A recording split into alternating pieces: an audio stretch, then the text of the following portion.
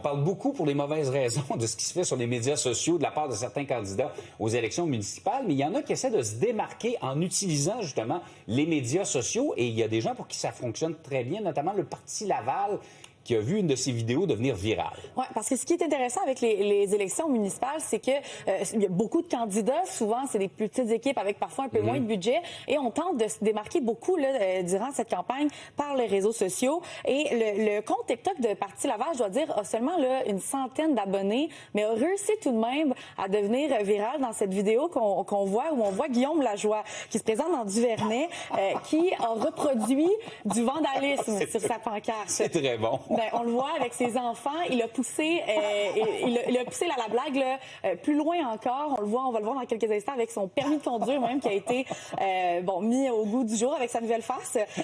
Et je lui en ai parlé parce que cette vidéo-là a atteint 312 000 visionnements. Wow. Et on s'attendait pas du côté de Parti Laval d'avoir autant de visionnements à la fin de cette vidéo-là. Je lui ai posé la question, pourquoi c'est une méthode qu'il croit intéressante? Parce que dans la vidéo, il parle pas vraiment là, de ses ambitions en politique. Ou des enjeux de la campagne. Exactement. Et comment c'est important, là, selon lui, d'être à l'affût de ce qui se passe et de proposer du contenu sur les réseaux sociaux aujourd'hui, en 2025. Je vous laisse l'entendre.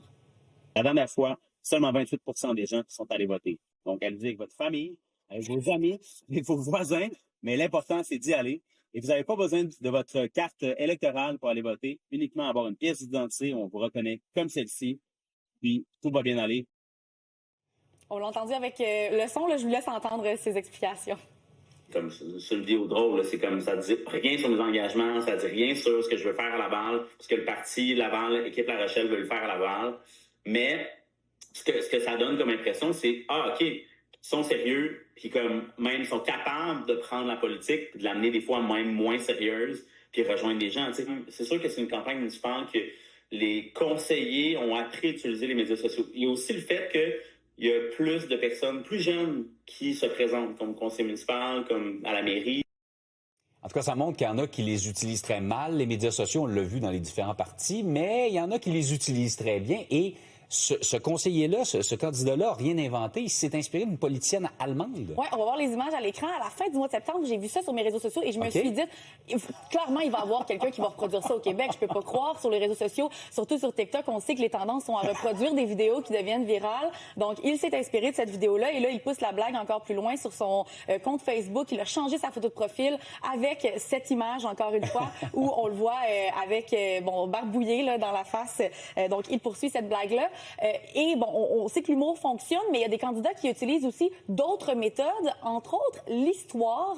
On apprend ces jours-ci sur les réseaux sociaux des différentes histoires sur différentes villes au Québec. Je pense entre autres là, à Misha Horswell qui est pour Transition Québec dans le Carpe au Diamant et qui propose des petites capsules sur l'histoire de Québec. Je vous laisse entendre un extrait. La plus vieille pierre tombale de Québec est dans le cimetière Sainte-Mathieu, puis il y a quelque chose de bizarre avec elle.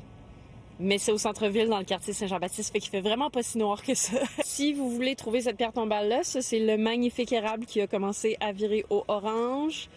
Là, c'est la pancarte du cimetière Sainte-Mathieu's.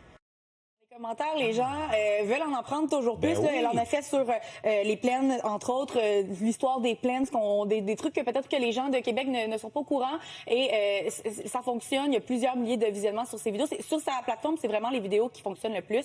Et il va y avoir d'autres images d'autres candidats aussi qui tentent de faire leur chemin sur les réseaux sociaux. Entre autres, candidat à la mairie d'Alma qu'on voit qui tente de charmer avec ce qu'il fait dans son quotidien. Également, on va voir dans quelques instants, Luc Rabouin, qui est chef de projet Montréal, qui utilise des tendances réseaux sociaux et qui tente de les recréer pour justement attirer. Et souvent, ce que ça fait en sorte que les gens vont sur leur profil et qu'ensuite, il va y avoir du contenu un peu plus éducatif sur ce qu'on veut pour les différentes villes. Mais ces tendances vont accrocher souvent les gens qui sont sur les réseaux sociaux. C'est incontournable, les médias sociaux maintenant en politique. Donc, il y a du cocasse, il y a du sympathique et il y a du un peu plus substantiel. On l'a vu lorsqu'on apprend des pages d'histoire. Hey Maude, c'était fascinant. Merci. Ça fait plaisir. Salut.